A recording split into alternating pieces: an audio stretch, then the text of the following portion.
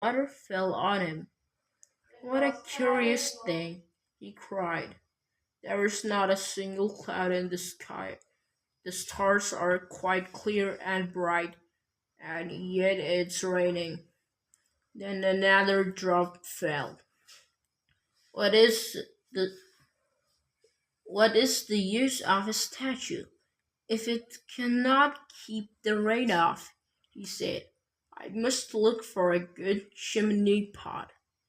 And he determined to fly away, but before he had opened his wings, a third drop fell, and he looked up and saw, what did he see?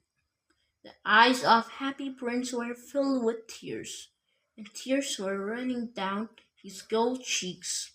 The face was so beautiful in the moonlight that the little swallow was filled with pity.